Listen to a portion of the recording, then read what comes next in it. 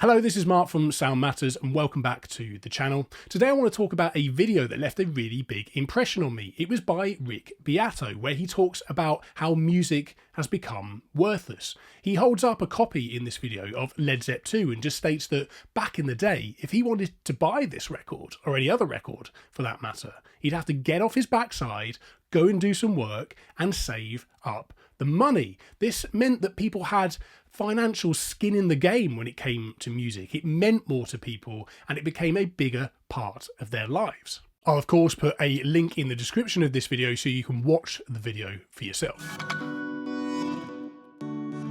The video really got me thinking because I talk about this a lot on the channel, as regular watchers will know. There's plenty of videos of me talking about how music just means more to people when you actually own it. And I agree with him that this is a big part of why younger generations, Gen Z if you like, simply don't value music the same as older generations. I think this is a huge part of it, and it's also a big reason why we're seeing a big revival in vinyl record collecting. Music simply doesn't hold as much importance in our society as it used to, and I think there are many different factors to this, but perhaps the most significant is of course the rise of the internet. Before the internet, pop and rock bands would become international sensations that defined their generation in a way that doesn't quite happen in the same way anymore. In the UK alone, just to state a few obvious examples, you've had things like Beatlemania, you've had David Bowie and Mark Bolan in the kind of glam rock era, and then later on you've had movements like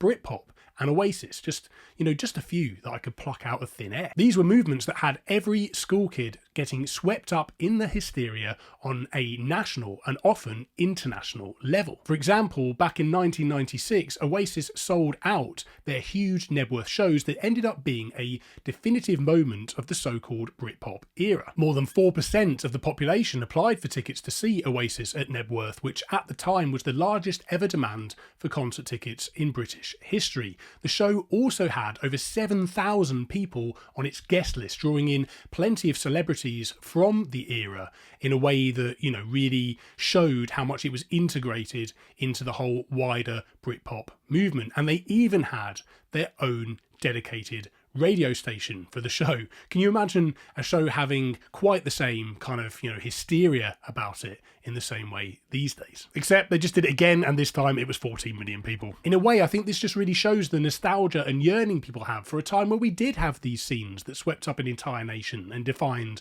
all of the decade practically. There's a quote by Noel Gallagher in the Oasis Supersonic documentary that I think really sums up my point here. It was the pre-digital age. It was the pre-talent show, reality TV age. Things meant more. It was a great time to be alive, never mind a great time to be an Oasis. We were about to enter into celebrity-driven culture.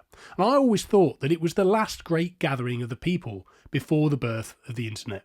It's no coincidence that things like that don't happen anymore. This quote really hits a nerve for me because I really truly do believe that the 90s was the last decade where these kind of era-defining movements could happen. It's the same with grunge in the US. A scene like that defines an entire decade simply isn't possible under the cultural conditions under which we now live. The internet changed everything. It's turned music from something people used to own into something people merely now just rent.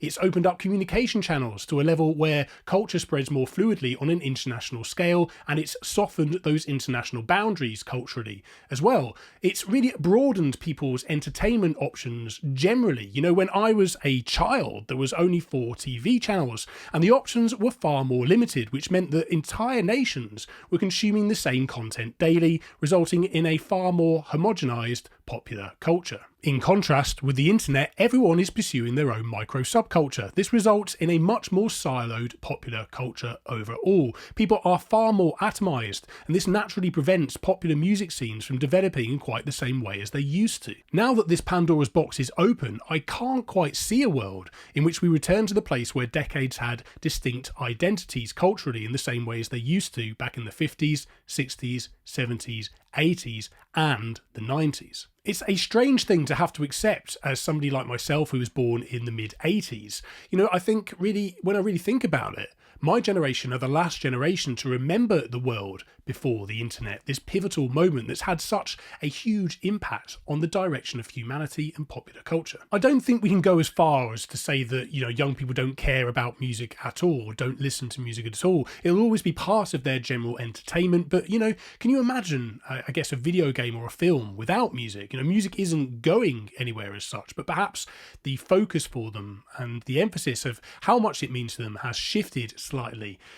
In another video that Rick Beato talks about how essentially why Gen Z doesn't care about music anymore, he talks about how his experiences with younger people suggests that actually their entertainment focus is more around video games. He kind of goes on to say perhaps, video games are giving them something that music simply isn't giving them. It's maybe a dopamine hit that they're just not getting from music in the same way. Maybe it's boring to them to a certain degree. They're not getting that same kind of constant dopamine hit that you get from social media and video games and that kind of side of things. It's kind of easy to see why in this abundant entertainment age where everything's on tap, why that might have an impact on music. He does also stress, however, that he played video games. He's a boomer generation. I played video games. So, really what's different now? Again, I'll put a link in the description where you can watch the other video where he talks about why Gen Z doesn't care about music. What is certain is that consumer habits have certainly changed, and this really does boil down to the impact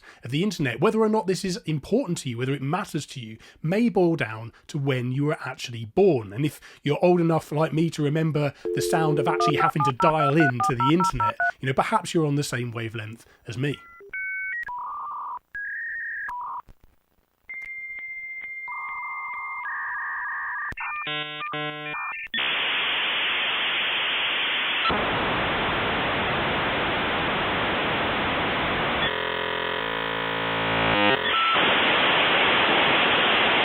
Now, I'll bet you've not heard that in a while. The good news is, as I've alluded to in previous videos and articles, is that the growth in physical media and interest in things like vinyl, CDs, tapes and everything suggests that there is some sort of levelling out taking place, at least for those who are wanting to seek it out. Instant gratification, it would seem, isn't necessarily the be-all and end-all, at least for those who are seeking a more rewarding, more enriching experience. But that's just what I think. Let me know your thoughts, as always, down in the comment section. And if you like what I do here, please do take a look at the description of the video where there's discount codes that benefit you and there's no extra cost to you either. I get a very small commission, as I say, no extra cost to you. And there's also my Patreon page where there's exclusive content, including audio shootouts to help you make decisions on gear each and every month. So if you support me over there too, I really appreciate your support. But if you're new to this channel, please do consider subscribing. I'd love to have you on board. But until that next video, guys, please do keep enjoying the music,